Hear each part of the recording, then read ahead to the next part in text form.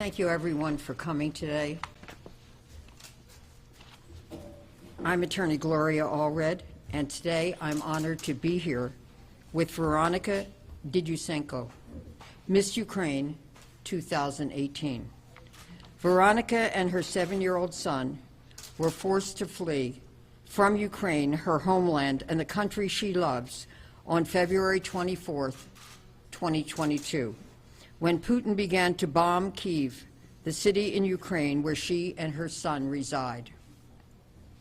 I first met Veronica in January of this year, when she reached out on the internet to meet me to discuss an important issue affecting women around the world. She then came to my office in Los Angeles in January for a meeting with me to discuss how we could take action on a women's rights issue. Veronica is deeply committed to working on women's rights issues, and we decided that we would meet again today, March 8th, International Women's Day, to have a press conference and to take action on the issue that affects the condition and the status and the rights of women. Of course, that decision was made before Putin began his horrific and unjustified war on Ukraine and its citizens. When the war began last month, I reached out to Veronica, who was home in Ukraine. I was concerned for her safety and the safety of her son, and I thought that under the circumstances, she would not be able to make her trip to Los Angeles. But Veronica decided to make what seemed to be impossible possible. Like so many other Ukrainians, she is deeply committed to her values, her homeland, and her rights. She traveled through war-torn Ukraine with her young son and through 4 countries to get her child to a safe place. And then she came here to do the press conference in Los Angeles today with me on International Women's Day. Because this war is continuing even as we speak on this day, we want to highlight both the courage and the suffering of the mothers and children of Ukraine, who have been fleeing through bombing, shooting, fires, and destruction all around them to get to safety with and for their children. Many have lost their homes, many are separated from their husbands who must stay and fight the Russian military, and many have lost members of their family who have been killed or are too frail, elderly, or sick to leave Ukraine. Many of these mothers and children are leaving or have left and have no idea where they will be able to live with their children and if they will be able to return to their former homes, their friends, their family, their co-workers, and the land and people that they love. Many are trying to find a place in Europe to live, and Europe has helped, but Europe is experiencing a refugee crisis, with more than 1 million refugees entering their countries in a short period of time, and millions more are expected. As Americans, we must do everything possible to open our doors as well to these refugees, and particularly mothers with children. Today, I urge President Biden to immediately announce that he will give Ukrainians the opportunity to come to the United States if they so choose. He should issue them, quote, humanitarian parole, end quote, which would allow them, after being screened, to enter and stay in the United States without a visa because of this urgent humanitarian crisis. Many refugees from Afghanistan were admitted to the United States and allowed to stay here because they were issued humanitarian parole. This approach is necessary and urgent because the visa process could take many months or longer, and the delay in that process may put the lives of mothers and children at risk. A portion of the poem by Emma Lazarus on the Statue of Liberty says, quote, "Give me your tired, your poor, your huddled masses yearning to breathe free, the wretched refuse of your teeming shore. Send these, the homeless, tempest-tossed to me. I lift my lamp beside the golden door," end quote. We are a big country with a big heart. Many of our parents and grandparents came to this country as refugees and were looking for a better and safer life. I know that Ukrainians want to return home to their country when it is safe and possible for them to return. But for now, millions of Ukrainians have no place to live. Europe is doing what it can, but we must step up as well. I call on President Biden to announce as soon as possible that he will provide humanitarian parole and allow as many of these Ukrainian mothers and children to enter the United States as soon as possible. Today is International Women's Day, and the time for urgent action is now. And now I present a woman who inspires me. Thank you.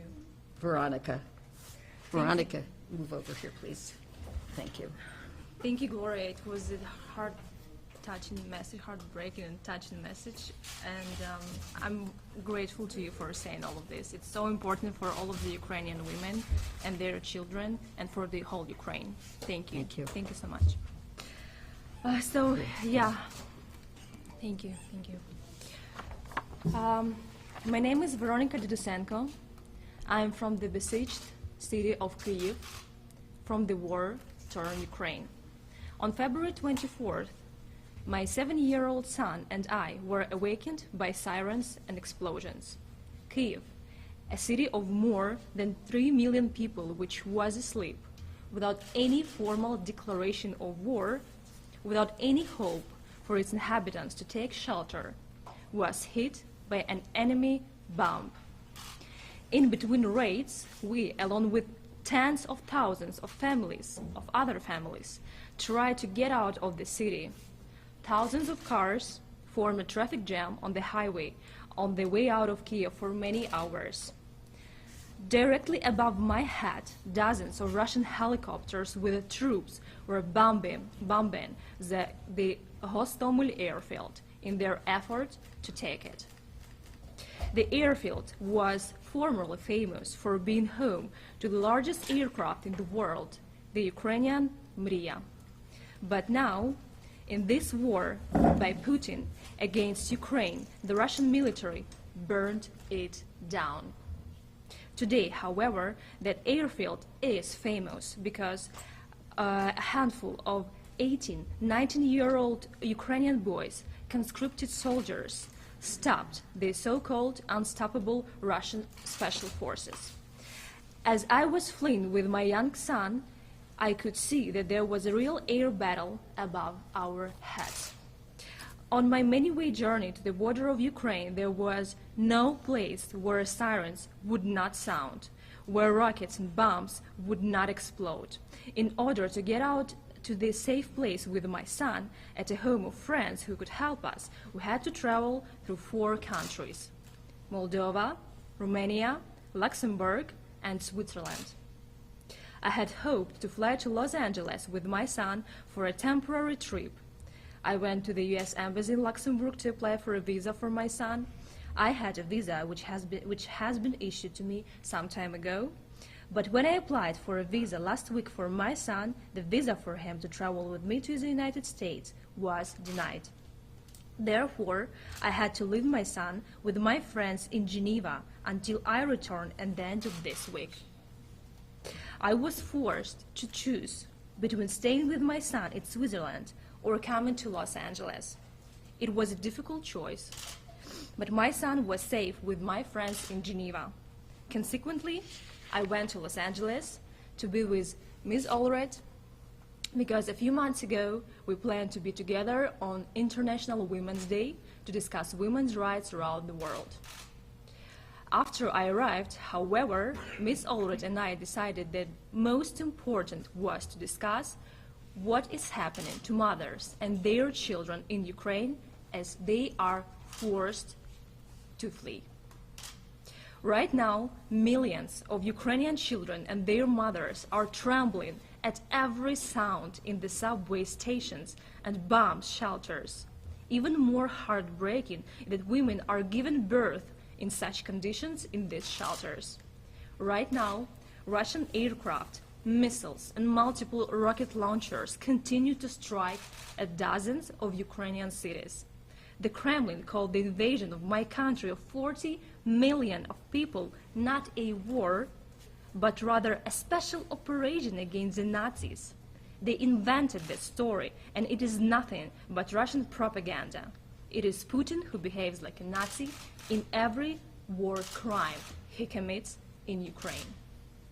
Putin said he would not bomb civilian targets, but then why did he bomb the maternity hospital of Zhytomyr city, the orphanage in the city of Vorzel in Ukraine, the kindergarten in the urban village of Stanitsa Luhanska in Ukraine, the school of the Ukrainian city of Okhtyrka, the university in the city of Kharkiv, and the hospital in the city of Chernihiv in Ukraine. I don't have the latest figures, but this past weekend, 34 hospitals have either been fully destroyed or damaged to the point of having to shut down. Putin's military attacked the citizens of Mariupol and Irpin, who were being shot at as they tried to evacuate using an agreed-upon humanitarian corridor. Looked at the museum of the Ukrainian artist Maria Primachenko, burned down by the invaders in Ivankovo, where the Russian soldiers pass, there remains a strip of fires, looted shops, pharmacies, and broken ATMs.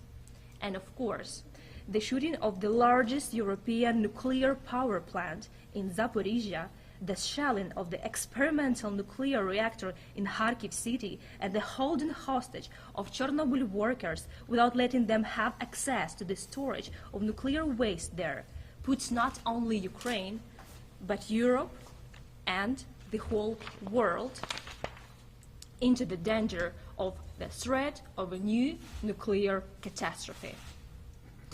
And most importantly, Putin does not hide his goal, which is the eradication of everything Ukrainian and of Ukraine itself. The leadership of Russia, the Russian president himself, has repeatedly called our country a historical mistake. In 2014, 8 years ago, hundreds of thousands of Ukrainians came out to the Independence Square of Kiev and said no to President Yanukovych, who instead of the promised association agreement with the European Union was preparing to give the country to Russia, having paid with more than 100 lives within one. Unfortunately, though, we were not able to stop the occupation of Crimea and most of the Donbass. However, for all these long 8 years of war, students, managers, IT workers, and all Ukrainians have been learning how to fight. Therefore, the new Russian invasion in 2022 was met by a completely different country. Ukrainians now have a steel will and courage which was straightened because of Putin's actions against our country. From the very first days of the Russian invasion, the myth about the invincibility of Russians' weapons and about the effectiveness of their military strategy was debunked. Not only professional soldiers are fighting. In addition, hundreds of thousands of civilians, men and women, have signed up for the territorial defense. And where they don't have the organized territorial defense, the inhabitants of villages and cities, unarmed, stand in the way of the tanks columns of the invaders. In the first week of the war alone, 2,000 civilians were killed. Over 100 children have been killed and more than 800 have been injured.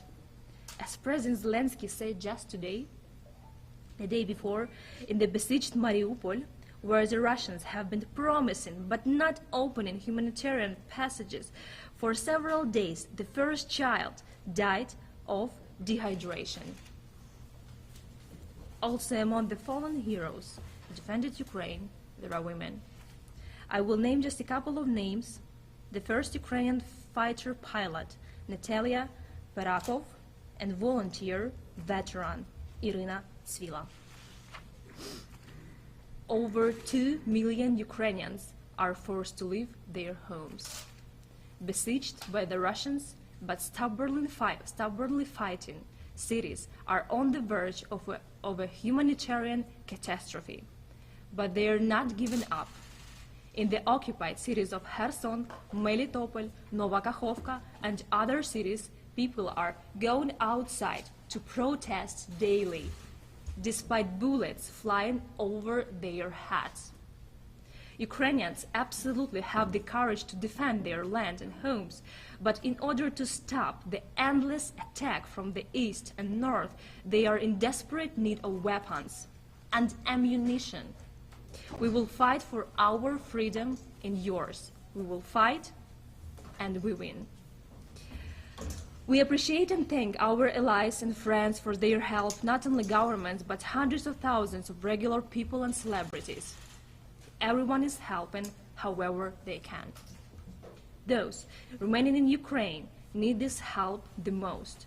Those who are under fire from the Russian fascist bombs are begging our allies to close the skies over Ukraine.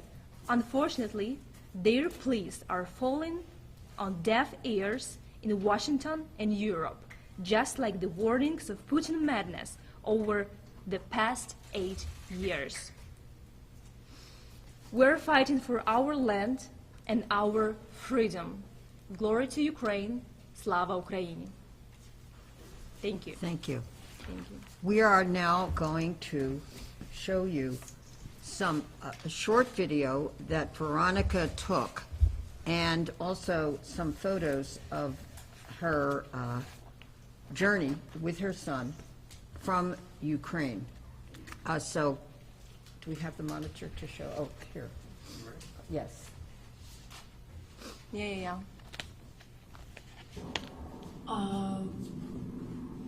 Вот просто летят мирные самолеты на границу. Вот это видно.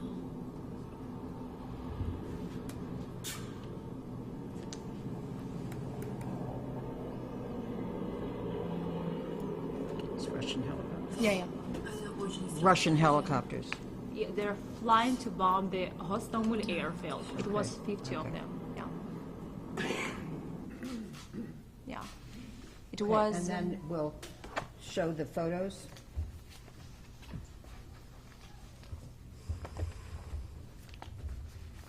It just. Okay, so I explain. Yeah. Yes.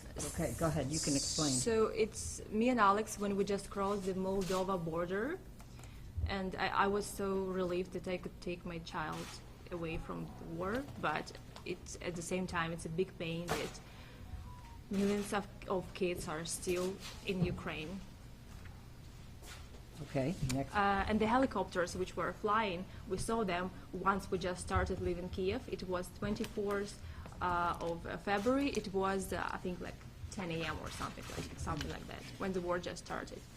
So this is Alex on the border of Moldova, just with his little luggage. So, yeah. Okay, next photo. Yeah, it's awesome plane, and Alex told me that, not me, but he's told to our friends when we arrived that Mommy took me away from Ukraine so that I don't get shot by the Russian military. So it's heartbreaking, yeah. Yeah, it was the same Moldova border. And it just us after we went through it, and it was like farmers or something, so we were happy to be alive. How old is your son again? He's 7. He's 7 years old, yes. Okay, so now we're going to take some questions, but before we do, we'd like to play the national anthem. Let's hold this.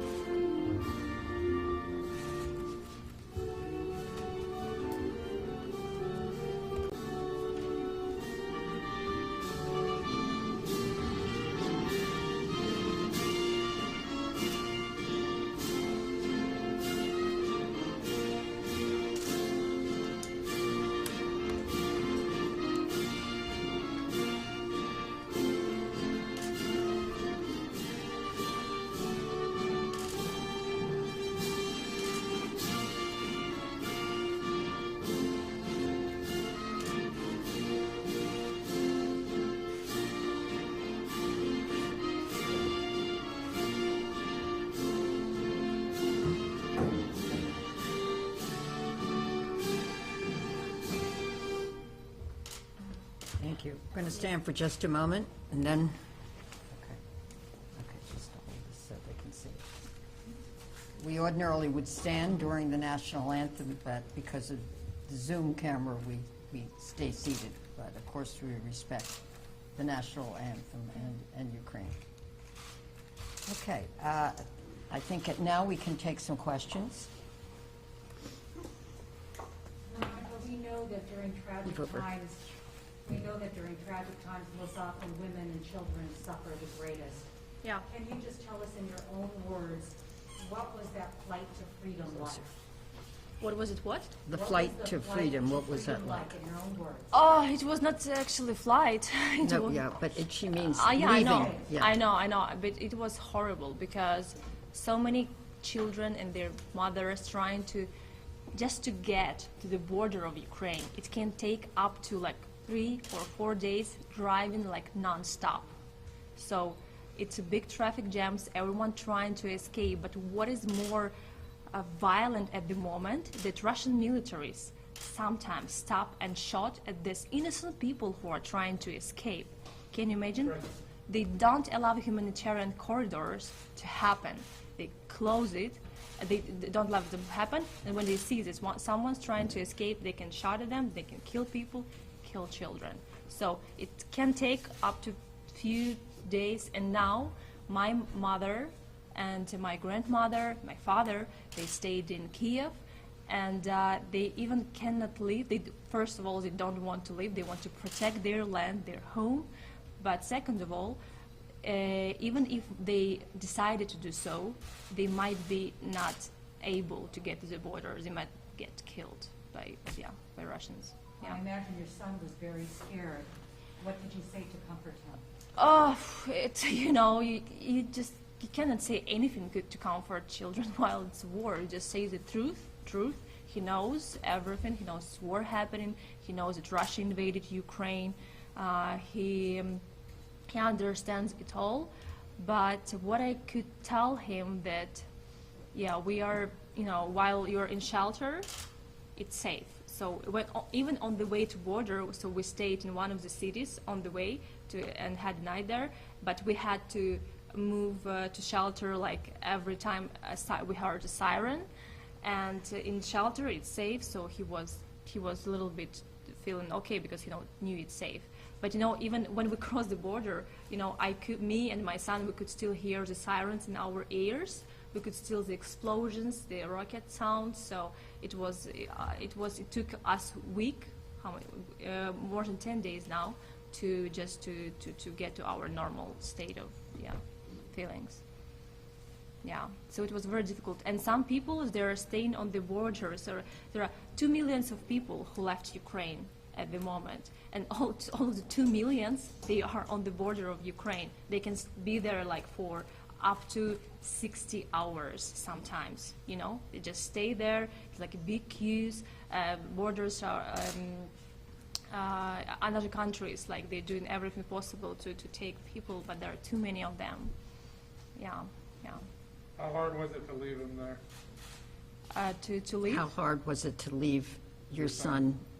In Switzerland, it was heartbreaking because when I went to U.S. embassy, I was sure that they will provide a visa for Alex because he's my son. He's just 7 years old, but they said to me, unfortunately, we cannot do so. And I was broken because after everything he survived in Ukraine, now I had to leave him for just a few days when I'm here alone without me. So how a kid who survived like bombing of Kiev, how could I leave him? But I was fortunate, and he was studying in international school, and one of his classmates, they just moved to Geneva just a few months ago. So he was happy to stay in Geneva while I'm in the US. But With his friends? With his friends, yeah, sure, with our friends, yeah. If there's one specific thing that you're asking for today, Yeah. what is the most important thing that you want the American people to know? Yeah, to close the skies over Ukraine, so that not so many civilians are dying, because that's the most horrible. People are dying in shelters with no food, no water, no light, no warmth, you know, and it is tragedy for the whole. It's terrorism by Putin. It's like terrorism. He's playing against even the war rules, you know. I want civil people to be alive and be okay. I want to close the skies for Ukraine. What are the prospects of getting a visa for your son? What are the prospects? Of getting a visa for your son. I would say at this point, and this is why I have emphasized the humanitarian parole, I don't think she could get a visa for her son at this point. But she is going back to be with her son this weekend. And but we want other mothers and children who really don't have any place and who do want to move to the United States or visit the United States to be with many friends and family they may have here, or just to have the opportunity to accept the invitation of nonprofits to come here who will help them if they're here. You know, we need to have action on that. There are many things that have to be done, and I think that the President did something very important this morning when he decided to restrict oil from Russia to the United States. That was very brave on his part. And there's so much more that the administration is doing and more that I know they want to do. But we all need to do everything we can because every single American has a stake in what happens in Ukraine. And we're all paying the price of what happens. I want to say one last thing, two last things. One is that I do want to commend the bravery also of the women who are still in Ukraine. Many of them are fighting the Russian military forces. Many of them are making Molotov cocktails. Many of them are fighting with the military. And many of them are doing whatever they can do. These are so brave. And we remember them, and they are inspiring to us. Finally, I do want to say that when